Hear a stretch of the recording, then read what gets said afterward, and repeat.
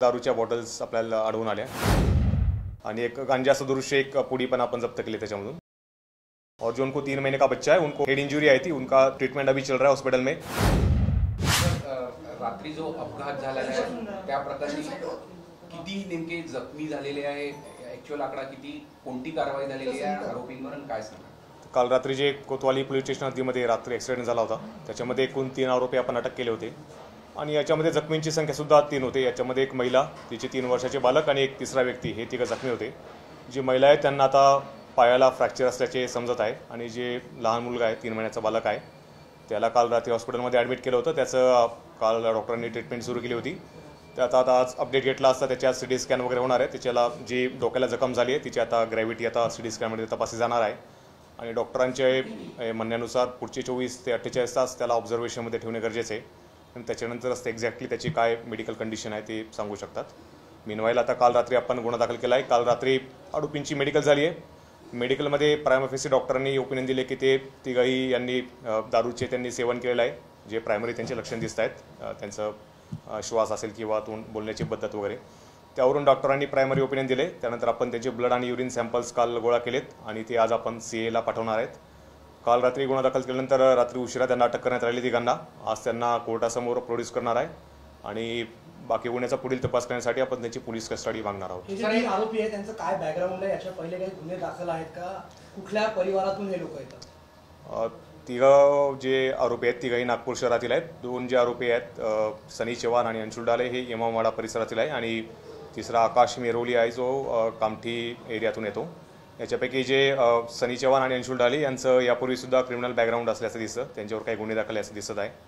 तर अजून त्यांच्या काही ॲक्टिव्हिटीज होत्या त्याचा आपण तपास करत आहोत। किती गुन्हे दाखल होते सनी चव्हाणवर आणि जो या संपूर्ण घटनेमध्ये चालक कोण होता गाडीचा नेमका? चालक हा अंशुल ढाले, हा सनी चव्हाण हा चालक होता गाडीचा याच्यामध्ये, जे प्रत्यक्षदर्शी त्यांच्या म्हणण्यानुसार। आणि सनी चव्हाणवर जवळपास इमामवाडा आणि त्या इतर हद्दीमध्ये 7 ते 8 गुन्हे दाखल आहे असं कालच्या एक रेकॉर्डनुसार दिसत आहे आपल्याला। कोणते गुन्हे, कोणत्या प्रकारचे गुन्हे आहेत? हे बॉडी ऑफेन्सेस आहे असं दिसतंय त्याच्यामध्ये। गाडीमधून काय बरामद झालं काल? गाडीमधून काल जवळपास 3 दारूच्या बॉटल्स आपल्याला आढळून आल्या, काही अर्धा भरलेल्या आहेत, काही 1-2 फुल भरलेल्या आहेत आणि एक गांजा सदृश एक पुडी पण आपण जप्त केली त्याच्यामधून। तिचं पण आपण आता CA तपासणीसाठी आपण त्याला पाठवणार आहे।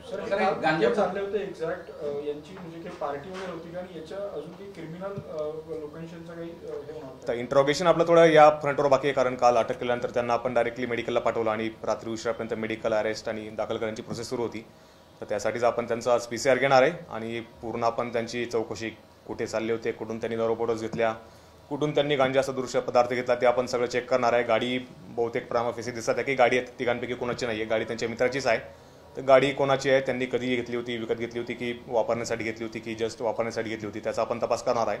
आणि याच्यामध्ये अजून कोणत्या व्यक्तीचा सहभाग असेल, जो कोणी गांजा विकत असेल किंवा इलिगल दारू विकत असेल त्यांना कोणी तसं काय आढळून आलं तर त्यांना सुद्धा आपण याच्यामध्ये आरोपी करणार आहेत। कुठेतरी यांच्या गाडीमध्ये जो गांजा सापडला हे तस्करीची मुवमेंट त्यांची होती का, तशी त्यांची पार्श्वभूमी पण आहे?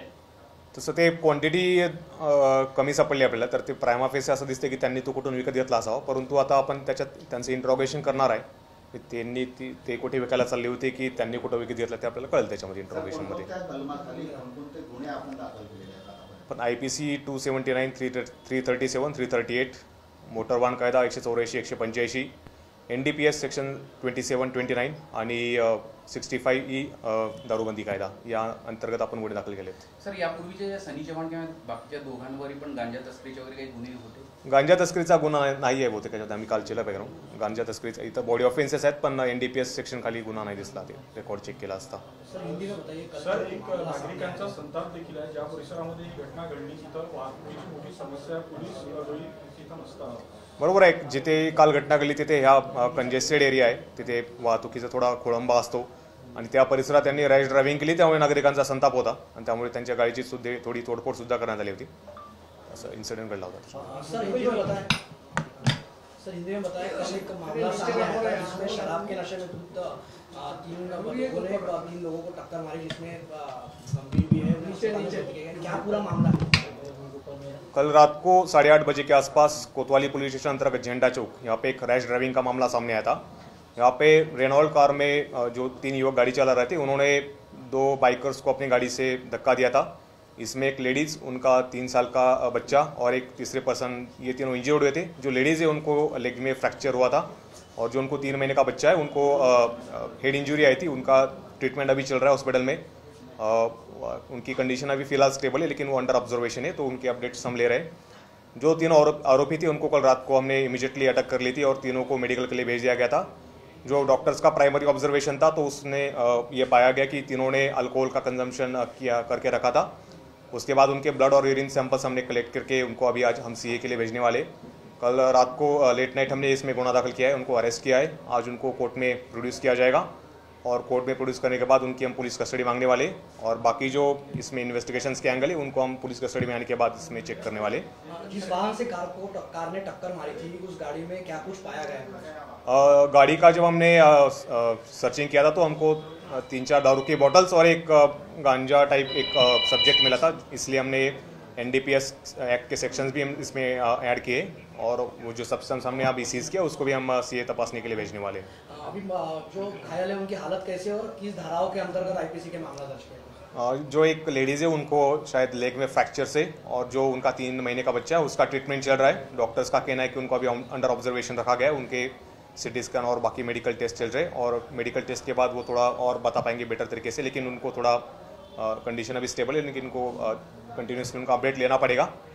जो हमने गुना दाखिल किया है वो IPC section 279, 337, 338 plus section 27, 29 NDPS act, section 184, 185 MV act और सेक्शन 65 महाराष्ट्र प्रोहिबिशन एक्ट, इसके अंतर्गत हमने गुना दाखिल किया है। अच्छा, गाड़ी कौन चला रहा था और क्या क्रिमिनल बैकग्राउंड है जो आरोपी गिरफ्तार है? गाड़ी इसमें सनी चौहान नामक आरोपी चला रहा था। सनी चौहान का थोड़ा प्रीवियस क्रिमिनल बैकग्राउंड है। इसके अलावा एक दूसरा जो आरोपी अंशुल ढाले, उसका भी क्रिमिनल बैकग्राउंड है इसमें।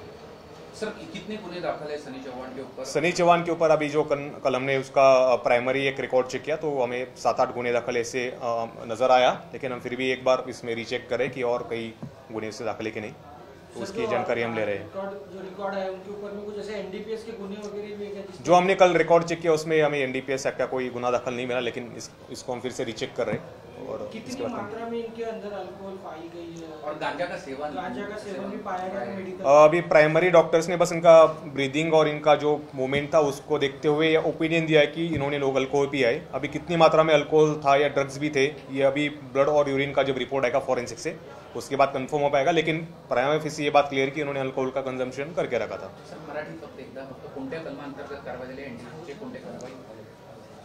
आपण यामध्ये जी कारवाई केली आहे ती section 279, 337, 339 IPC, section 184, 185 MA act, section 65E Maharashtra दारूबंदी कायदा, सेक्शन 27, सेक्शन 29 NDPS एक्ट या अंतर्गत कारवाई आपण केलेली आहे।